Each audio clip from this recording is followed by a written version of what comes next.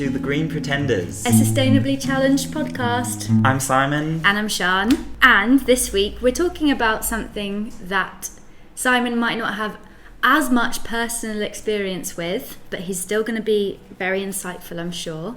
I hope so. We'll see. We're talking about sanitary products. Yes, full disclosure, I'm a man. What? I know this might come as a shock to you with manly parts. I don't have a period. So I'm your student in this episode. I can teach you. Yes, you can teach me. I also have three older sisters, so I do know a little bit, and I have a lot of female friends. You're also very open and empathetic, so I'm 1,000,000% sure that you're not the kind of man that's ever ignored the fact that this is a part of women's lives. Not all women, obviously. There are many reasons why women don't have periods, and for some women I think that can be a source of anguish or frustration. Yes. So, not speaking for all women, but some women have periods monthly, and they are very wasteful. Yes, incredibly so, yeah. Yeah.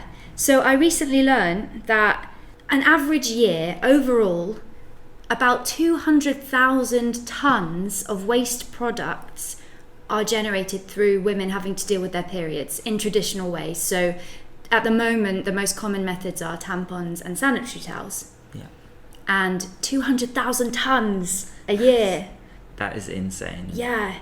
And there's a kind of irony in all of this, because for centuries, women haven't really had an easy way to deal with their periods physically. Yeah. You know, we all hear about bloodied rags and the shame and maybe just having to bleed freely and things that the modern day women, we are lucky in a lot of ways that tampons and sanitary towels allow a very kind of clinical, easy way to deal with our periods. Yes.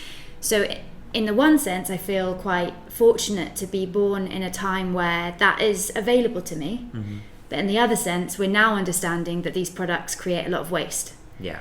So it's this kind of slingshot moment of, okay, we've enjoyed this commodity for a long time, but how do we now switch it up again and go about it a bit better? Yeah. So yeah, my experience of this, I've been using a menstrual cup for 2 years. And I want to talk about it because it has actually been a revelation. Yeah. In so many ways. Financially, medically, sustainability sustainably, no. Sustainability-wise, yeah. But I think it's important to talk a little bit about when girls first start their periods. Mm-hmm. I don't know, what was your experience of this when you were at school? Were you aware that, girls were starting their periods? Did you hear girls talking about it? No, I think is my answer. I didn't, and I also didn't really know with my sisters. And I think this is really weird because this must have been something between my sisters, in between themselves, or my sister and my mum. But they never, I wasn't part of it. And not that I feel left out, but it's just clearly something that wasn't as outwardly spoken about. And I guess the assumption would be that you wouldn't want to hear about that. And yes. Which is part of the issue. If we assume that people don't want to hear about it, then they never will. So yeah, it's up to everyone to talk more openly. Okay, so my perspective was I was at an all-girls school. Mm-hmm. And when people started having their periods, it was honestly like a drama. It would be a whole thing. Chinese whispers would spread across the class. So-and-so has started. They've come on, or whatever. I can't remember how we used to phrase it. I think it was that we'd be like, they've started, and everyone would just know what that meant. Mm-hmm. And for some girls, they start later than others, and then they start feeling left out. And I remember that when it happened to me, I felt horrible, and I took the day off school. I remember saying to my mum, I'm not going into school. This is disgusting. It's horrible. It was just a whole thing. And switching to a menstrual cup, I felt like I was, 12 again. And I was 28. But I had to take a day off work because I found it so horribly traumatic and reminded me of being a young woman, trying to understand how everything worked, because it's a whole new thing again to get used to. Yeah. So I think the point of that story is to say that if you are curious about switching up your sanitary products, but you feel, anxious about that and scared, absolutely, I understand. I have been using it for 2 years now, and I stand by the fact that it's a revelation. But in the beginning, it was like having to revert back to a teenage version of yourself that doesn't know anything about their own body and working it all out all over again. And I think anyone, no matter their sex, gender, whatever, can relate to that because we've all been teenagers. Yeah. So that was the emotional level of it. I took a day off work. I cried like a child. And then comes like just the social aspect, which is gross. Because you don't know how to use it yet, and you don't know like how often you need to empty it out, and you're learning and you're asking questions of people. But there was a bloodbath day, Simon. There was a bloodbath in my bathroom, and I mean, suffice to say, there's a shower mat which didn't recover from that day. So you learn to use it, and after that, persevere, and eventually it would just become second nature, like the other things were, Yeah. Using a tampon was never natural, but we persevered. I don't want to underestimate how difficult it can be for some women using these products, because I think I have been lucky that it clicked for me. Yeah. I have polycystic ovarian syndrome, and one of the symptoms of that was, for years I struggled with period cramps that were like really unmanageable. I think I have quite a high pain threshold. Like, I'm not sure. Yeah. You could punch me now and we could try it out. But I used to have period cramps that would have me doubled over, crying, having a big drama. And those cramps, I swear to God, practically disappeared when I started using a moon cup. Wow. I know. And when I've read up about it, people talk about the fact that tampons leave a lot of fibres in your body, and just where they sit and the angle they sit at, it doesn't do your body good. So again, I'm sure that's not the same for every woman, but for me, that was transformative. It's like, it's always a toss-up, isn't it? I don't want to make out that it's just easy. I think for a lot of women, it can be, very uncomfortable, really hard to put in, take out. So in those cases, I would say, explore the other options. The pants in particular, I think if you struggle with pain, that will be your best option. So moving away from menstrual cups now a little bit. Yes. And exploring different things, yes. There are these knickers and pants that are basically designed to just be like a washable sanitary towel. The brand that I think is going around most of all are called Thinks, and essentially they're designed so that you can wear them all day. You rinse them out, you cold wash them, and you dry them, and then they're good to go again the next day. So you'd maybe have a couple of pairs and you can just wear them on rotation. I think they're not appropriate for women with a heavy flow, so it might be a bit of trial and error. In which case, I would advise taking a day off work.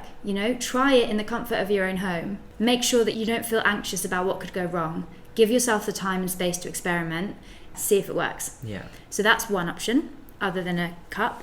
Another thing that is doing the rounds at the moment is a disc. Right. And I think the main brand, again, that I've seen is called Flex. So whereas a cup, you can imagine it looks like a cup, fills up. The disc is like flat. So it's like a diaphragm. Yes, exactly. It's like a diaphragm, and it sits further up.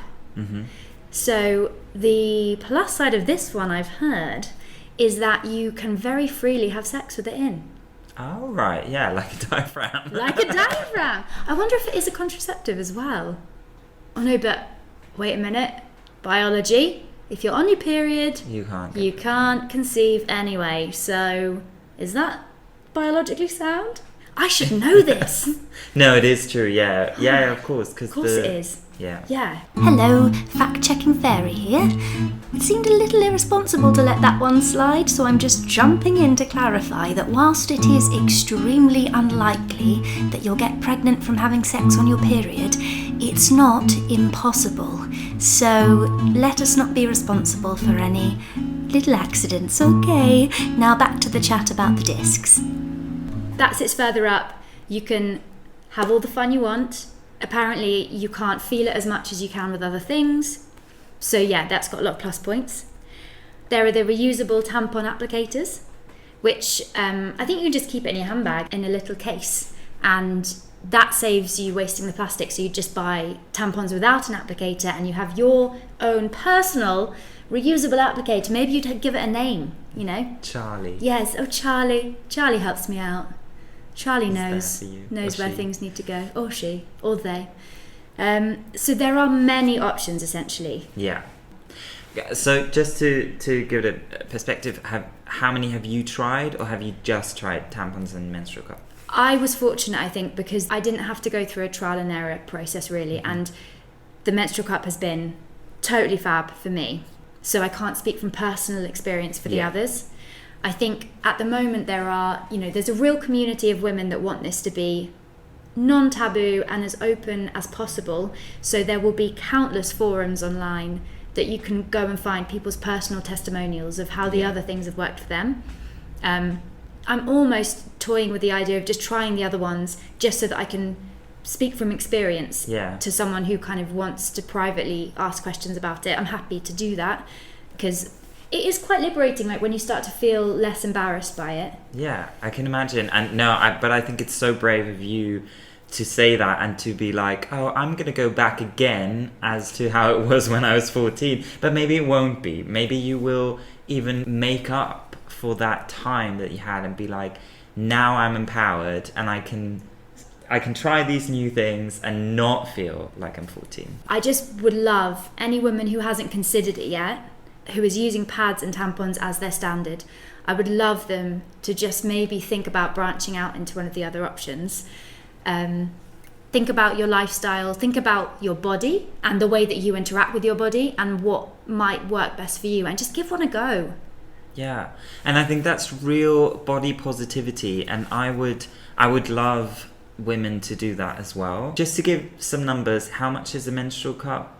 So I bought a Moon Cup, but there are other brands. There's Organic Cup, I think. There's Lunette. There's Lily Cup. There's loads out there. So I happened to buy a Moon Cup, and I think it was about £24 when I bought it.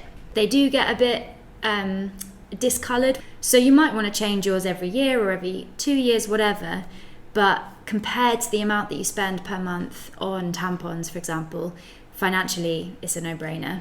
Financially, it's a no-brainer, and environmentally, it's a no-brainer as well. Yeah. So, yeah. I read that over the course of an average menstruating woman's life, they might use 15,000 single-use products, up to 15,000. So to think like 15,000 versus maybe 5 or 10, if you can make a Moon Cup last, that is mental maths. Like that's amazing maths. And that actually is what pushes me to carry on with it, because I just look at those numbers and think, right, that's it. Yeah, I have to do this. I think the most important thing to take away is talk about it. Yeah. Women, talk about it amongst yourselves. Men, talk about it with women. Like, I'm sitting here, I have absolutely no problem listening to this, reading up on it. Like I did read up on it. I did read some statements of women, and what does come up is that it has changed women's lives for the better. Maybe a brief thing to talk about is period poverty. I think this is an issue that we need to talk about. We need to continuously talk about, and we need to see some changes. You know, we can't leave girls and women in this world on their own, struggling with no one to talk about, with cultural issues, you know, like shame around it. Yeah, we need to smash this. Absolutely. I remember watching a documentary not that long ago about a guy in India who had developed kind of a machine to like cycle out these one-use sanitary towels, and he was such a legend because he was basically, as a man, breaking a taboo. Like, so many women were being left without any solution, no sanitary products, nothing. And here he was, he'd worked out a way to just, you know, mass produce sanitary towels. And I just thought that was absolutely amazing. So obviously we are privileged to even be able to think about it from a sustainability perspective. Yeah. The fact that I can sit here and cycle through the different options that I have now, there's real privilege in that. And we kind of have to take that as a responsibility. Yeah. You know, we are so lucky that we have options available to us, and we should make the most of them. I read about a subscription service called Frida, and they do sanitary towels and tampons. So if you are sat at home thinking, do you know what, all of these options, the pants, the disc, the cup, they just don't sound like something I can introduce into my life, maybe look up Frida, because it's a subscription service, and the products are all, they're organically made, and the packaging is all recyclable, which isn't true of high street brands necessarily. Most importantly, though, they donate to charities who are helping people in the exact situations that you've described. Period poverty is a huge issue. So even if you're not changing your habits, you can somehow make your choices do good. Yeah. Doesn't have to be sustainability wise if that's not for you. But yeah, so that was Frida, and they donate to non-profit organisations. Yeah, that's great. So I think if I was to round up on that at all, I would say that as a woman, I think it's important to think about different options, but also give yourself time. Give yourself space, be kind to yourself, and just see what works best for you. How would you reflect on that, Simon? So as man, I would say be kind and show some understanding. For some inexplicable reason, men don't have to go through this. And I personally don't think it's fair, but there's only so much I can do is encourage and support women who do have to go through this, talk about it, be really open. And I think even if it's difficult to talk with your friends about it, I think let's start in the family. You know, if you're a brother or if you're a dad, then have an open ear and also read up on it. I did it. Every other man and woman and everything in between can do it as well, just to show support and show that you actually care. And I think so often with so many things, that means so much. Absolutely. To just have someone who has actually gone and researched something that has maybe nothing to do with them, but everything to do with another person in that situation. Yeah, any man that has gone out of their way to empathise with something that really doesn't need to affect them at all, it means a whole lot. So thank you for your understanding, and it means a lot. So yeah, great. Well, seeing as we're just like so happy and just having a love-in right now, maybe we should talk about our eco-whoops, our happy times. I think we should. Mine is a bit general this week, but it's very dear to my heart. I was thinking that today. The weather is getting slightly better. We're not quite there yet. Spring hasn't sprung. But my eco-whoop is to go outside. Hello, me again. It's probably worth mentioning that this particular episode was recorded before the UK was popped on lockdown. So, if you're sitting at home wondering, why are you telling me to go outside, Simon? I can't! Just keep this following advice in mind for the utopia that awaits us when this is all over. Okay, back to you, Simon. Step outside. Whether it's, to go to cycle, go to a park, just step outside your door. You'll immediately be in touch with nature and your surroundings, and it'll make you realize so many things. And this is getting very philosophical, but I think go outside, go outdoors. It doesn't even have to be nature, ideally if it is, but experience the free sky above you. I think we're hiding in our flats too much. I love that. Fresh air. Fresh air. Seasonal affective disorder be damned. Yes. Don't care if it's cloudy and grey, I'm going outside anyway. Yeah, going outside, and if it rains, I'll take an umbrella and... Dancing in the rain. Dancing in the rain. Singing in the rain. Singing in the rain. You know that old favourite, Dancing in the Rain? Oh dear. Good, I love it. Mine is very, very trivial and pedestrian and boring now compared to that wonderful kind of springing awakening. Springing awakening. Springing, again, the old classic, springing awakening. Mine is that the other day I bought biodegradable washing detergent. Yes. So But this is so good because this is something we have talked about. Yeah, and you've inspired me, so I am listening. Yay. Episode after episode. I am, absorbing what you teach me. And we talked about e-cover. Yeah. Because you were saying about how washing up liquid is harmful to aquatic life. And I was like, what the bloody hell? So the last time I was in the supermarket, I was scanning the shelves to get my normal washing detergent, and then I saw the same brand, e-cover, that we talked about, for their washing detergent. And it was more expensive by about £4. And I nearly, tightwad that I am, nearly turned my back on that. And then I was like, no, what am I doing? Of course I should be investing a bit more money in the choice that is better for the world. So I bought it, and let me tell you, it smells like a dream. I love that, and I'm so proud of you. I'm so proud of you. No, because I'm so tight as well when it comes to money. Like frugal, so thrifty. Thrifty. And yeah, no, great. That's so great. And I think, we need to make these choices now so that, we can live longer in a better world. For the sake of £4 extra every month or couple of months. No fish will die. Yeah. And other creatures. Oh, Nemo. Little Nemo. I saved his ass. You did save his ass. Okay. Eco poop. Okay. Do you want to go first? Yeah, I'll go first. Okay. This has been a pet peeve for a long time, and it kind of ties in with other things, but it's nitrogen capsules. So, nitrogen is also known as laughing gas. You know, those silver things that lie in the street are a health hazard to cyclists, to probably every creature on the planet. So useless. I mean, we all know they're not used for whipping up cream on the street. I didn't ever think they were used for whipping up cream. I know, they're used for to make whipped cream originally. And then someone discovered that was, it's, you know what it's called? It's called hippie crack.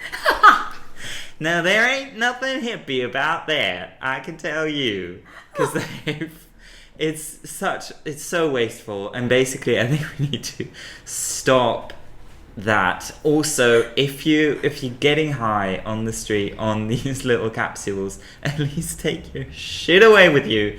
They are recyclable. I did look it up. They are recyclable. But I think you shouldn't do that in the first place. It's just not good for your brain. Great. My eco poop is the media. Nice. That's a nice and broad one. I know. I just thought I'd, tackle a very small villain.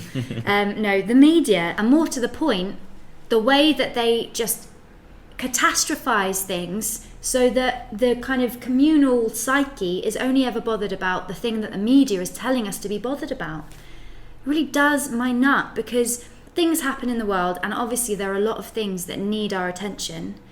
But when every single newspaper is smeared with the exact same front page day after day after day after day, all I can think about is, what if they gave this much attention to the climate crisis?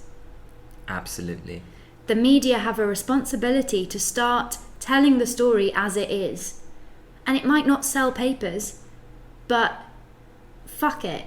I couldn't agree more. I think, and maybe there's another episode in that. Yeah. Really talk about the media and how they are portraying people who are fighting the fight, and also speaking the truth. Yeah. As it is. Yeah, bring it on, media. Bring it on. That's that for this episode, I guess. Sian, where can people find us? Social media, you can find us at Green Pretenders. And you can also email us, thegreenpretenders@gmail.com. We'd love to hear from you. But for now, it's goodbye. And remember, the pod is always greener.